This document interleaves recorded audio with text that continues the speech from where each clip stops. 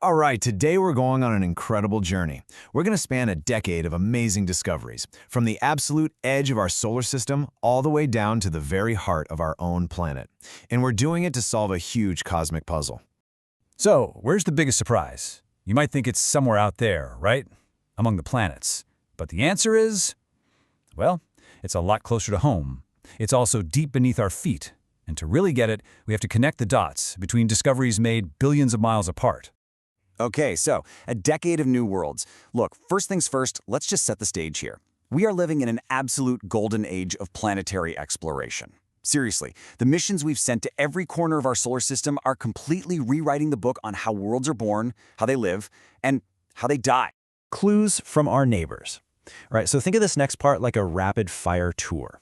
We're going to be cosmic detectives, gathering clues from all over the place to figure out one central question.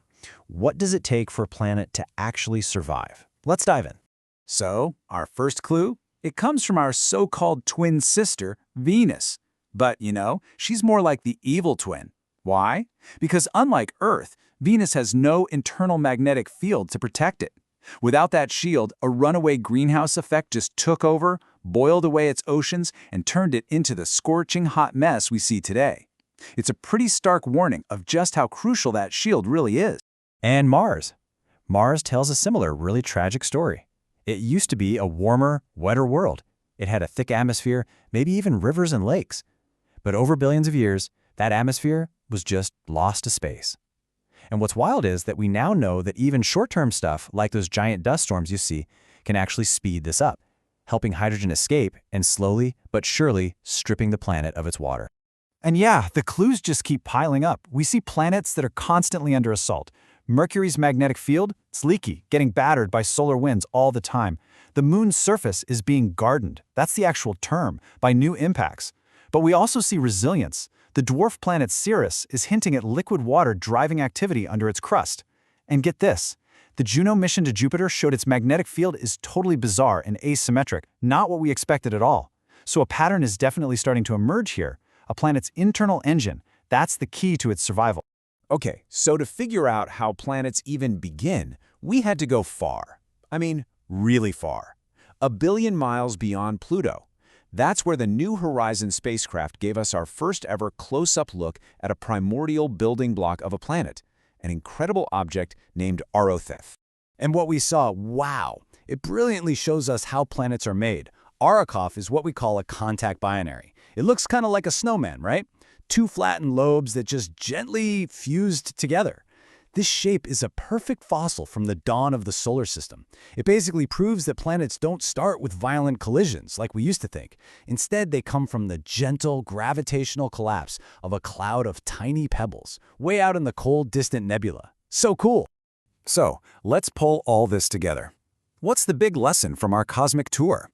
It's this: a planet's long-term survival, its ability to hang on to its air and its water, it all comes down to having a protective magnetic shield. And that shield? It's powered by an engine deep inside, a hot, churning core. The mystery beneath our feet.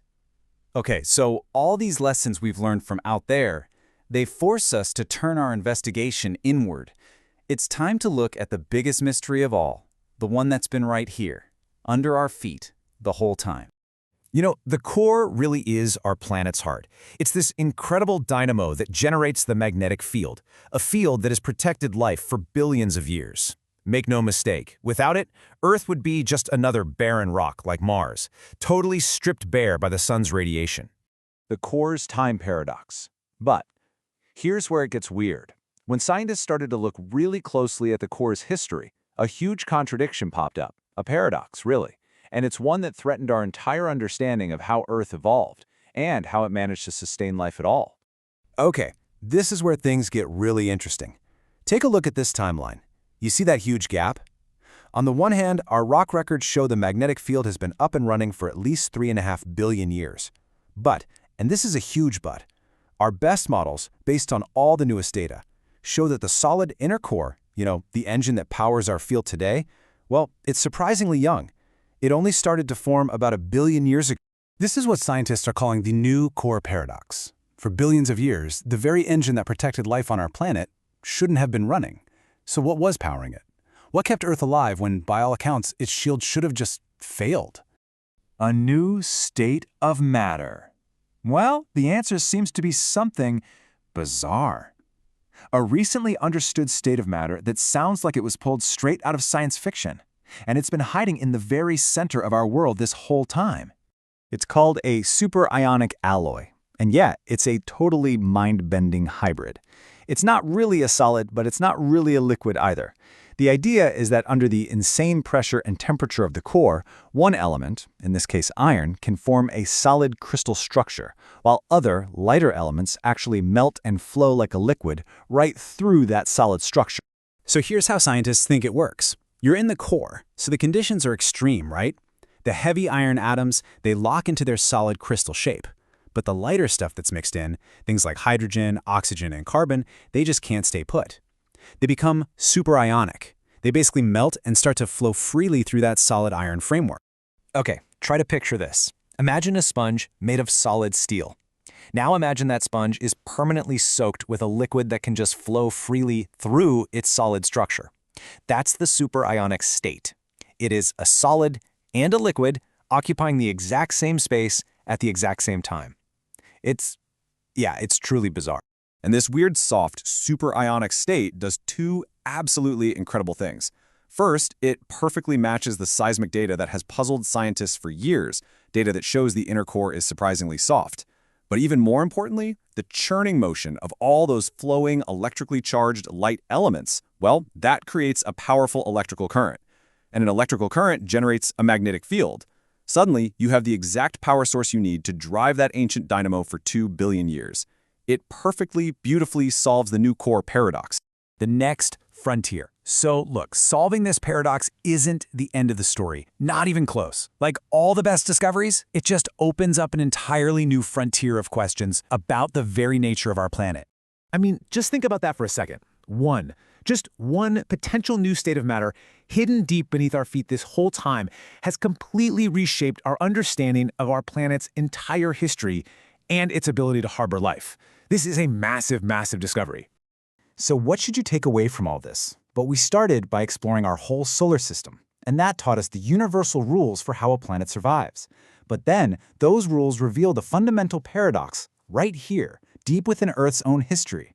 And the solution, it seems, is this bizarre new state of matter, a superionic alloy, churning away in our planet's core. It just goes to show, the more we explore other worlds, the more we learn about our own. It's a pretty profound reminder, isn't it? We journeyed all the way to the edge of the solar system and back, only to find the biggest mystery was right here at home. It really makes you realize that sometimes the greatest discoveries aren't waiting for us in some distant galaxy, but they're hidden deep within the world we think we know so well. Ultimately, this discovery just proves that even after billions of years, our planet is still absolutely full of secrets. And it leaves you wondering, right? If a whole new state of matter can be hiding in the Earth's core this whole time, what else is hiding in plain sight?